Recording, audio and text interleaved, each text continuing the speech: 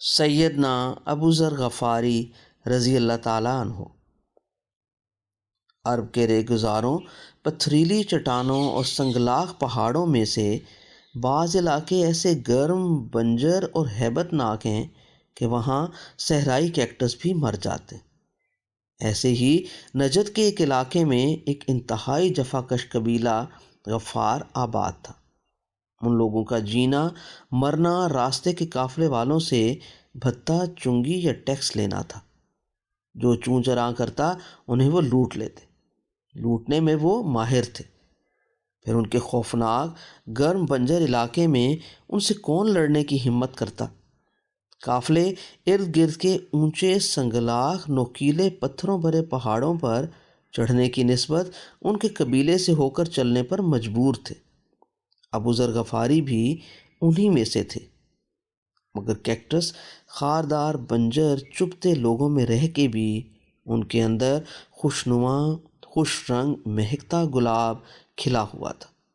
ان کا دل کہتا تھا لوٹنا بری بات ہے، مگر مجبور تھے، کیا کرتے؟ چپ سوچتے رہتے۔ ان کا قبیلہ تو احترام والے 4 مہینوں میں بھی اپنی لوٹ مار سے باز نہ آتا، مگر ان کا دل اپنے قبیلے کے ساتھ نہ تھا۔ جب آقا صلی اللہ علیہ وآلہ وسلم کا پیغام حق عرب کے ہر ریت ذرے پہ چڑھا، خوشبو بن کے چاروں طرف پھیلا، تو خوشبو اس کی ابو ذر کو بھی پہنچی۔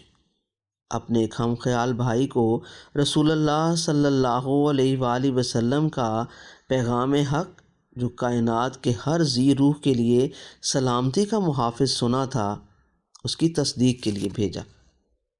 وہ گئے، واپس آ گئے، کچھ بتایا، کچھ بتانا نہ آیا۔ تسلی نہ ہوئی ابو ذر کی، رخت سفر باندھا، خود گئے۔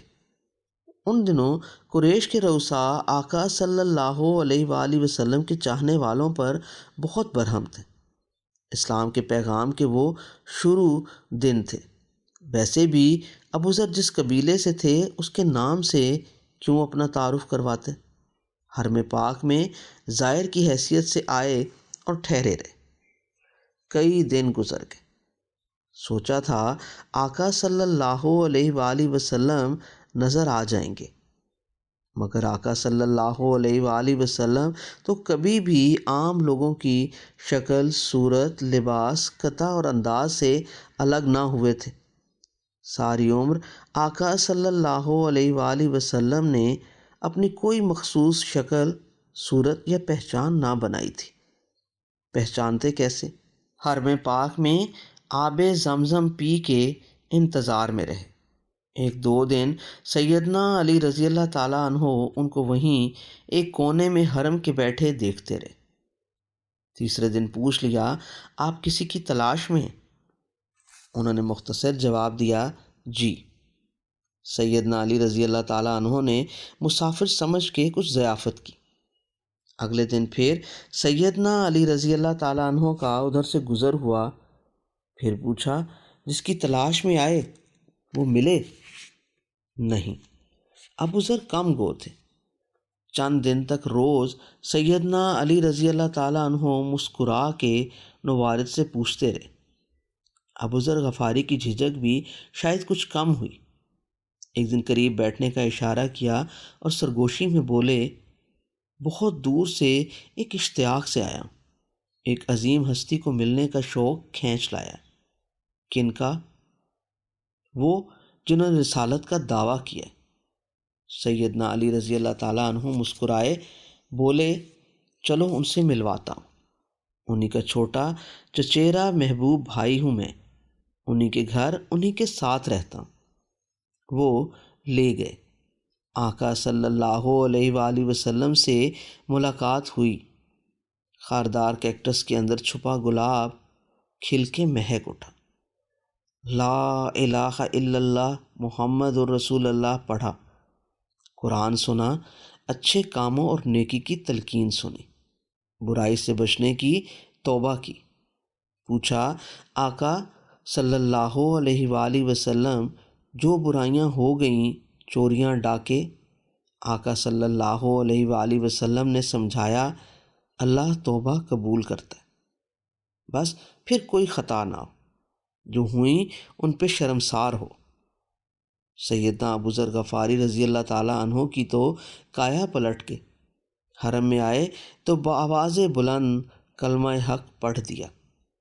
ابو جہل قسم کے لوگ ادھر جمع تھے، سب ان پہ دوڑے، وہ کئی تھے، ابو ذر رضی اللہ تعالیٰ عنہ اکیلے، پھر بھی جتنا زور تھا لڑنے والوں سے لڑے، لوگوں نے انہیں گرا دیا۔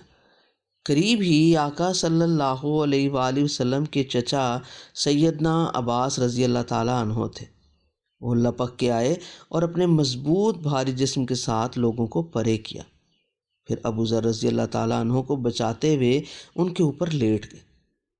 بآواز بلند مکے کے مشرکوں سے بولے، جانتے ہو یہ کون ہے؟ کون؟ کئی آوازیں ابھریں۔ یہ غفاری قبیلے کا رئیس ہے، ابو ذر غفاری، ان کو تنگ کیا تو تمہارا کوئی قافلہ ان کے قبیلے کی راہ سے نہ گزر پائے گا۔ لوگ ابو ذر رضی اللہ تعالیٰ عنہ سے ایسے ڈر کے پیچھے ہٹے جیسے سامنے شیشناگ ہو۔ ابو ذر رضی اللہ تعالیٰ عنہ عباس سے زیر لب کہیں، انہیں لڑنے دو، اب میں نے کسی کا قافلہ نہیں لوٹنا۔ سیدنا عباس سمجھائیں، نہ لوٹنا مگر اب تو بچو۔ سیدنا ابو ذر رضی اللہ تعالیٰ عنہ کا جی چاہتا تھا وہیں آقا صلی اللہ علیہ وآلہ وسلم کے قرب میں رک جائیں، خدمت کریں۔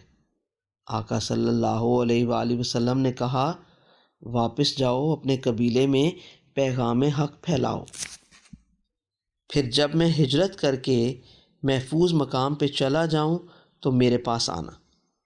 ابو ذر رضی اللہ تعالیٰ عنہ نے حکم کی تعمیل کی، ساری عمر انتہائی سادہ فقر کی زندگی گزاری۔ حرم کی دیوار سے ٹیک لگائے آقا صلی اللہ علیہ وآلہ وسلم نے ایک بار قرآن پاک کی سورۃ حمزہ کی ایک آیت پڑھی، رب کعبہ کی قسم، قیامت کے دن یہی لوگ بہت بڑے خسارے میں ہوں گے۔ سیدنا ابو ذر رضی اللہ تعالیٰ عنہ سہم گئے، ڈر گئے، سوچا کہ کہیں یہ بات میرے بارے میں تو نہیں۔ عرض کی، آقا صلی اللہ علیہ وآلہ وسلم، یہ بد نصیب کون ہیں؟ آقا صلی اللہ علیہ وآلہ وسلم نے فرمایا، جو زیادہ دولت مند ہیں سوائے ان کے جو آگے پیچھے دائیں بائیں سب طرف خرچ کرتے۔ ساری عمر انہیں وہ آیت اور آقا صلی اللہ علیہ وآلہ وسلم کی بتائی اس کی تفسیر یاد رہی۔ ساری عمر ان کا اثاثہ 4 بکریوں، 1 خچر، 1 اونٹ کے بالوں کے کمبل سے بنی خستہ جھگی اور 1 پیالے سے زیادہ نہ ہوا۔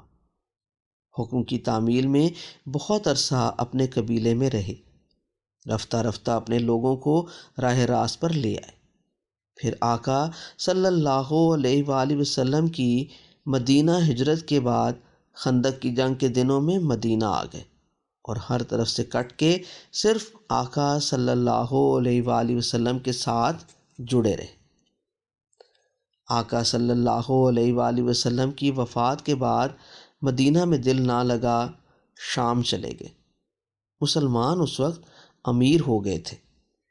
ابو ذر غفاری رضی اللہ تعالیٰ عنہ ویسے کہ ویسے خالی ہاتھ، دنیا طلبی اور ہر عیش و عشرت سے دور۔ جو کوئی ملنے آتا پوچھتا، ابو ذر تمہارا سامان کدھر ہے؟ کہتے، مسافر ہوں، جہاں جانا ہے وہاں ہے۔ ایک بار شام کے گورنر نے احترام میں 3000 اشرفیاں بھرا تھیلا بھیج دیا، غصے سے لال پیلے ہو گئے۔ رقم واپس کرتے ہوئے بولے، گورنر کو کوئی اور ایسا شخص نہ ملا جس کا گمان اللہ پہ کم ہو؟ کیا میں ہی اسے سب سے ذلیل ملا؟ ہجرت نبوی کے 20ویں سال ایک ویرانے میں جان دی، جس کی پیشین گوئی آقا صلی اللہ علیہ وآلہ وسلم کر گئے تھے۔ آقا صلی اللہ علیہ وآلہ وسلم نے انہی کے بارے میں فرمایا تھا، زمین کی پشت پر اور آسمان کے زیر سایہ کوئی شخص ابو ذر رضی اللہ تعالیٰ عنہ سے زیادہ سچا نہیں۔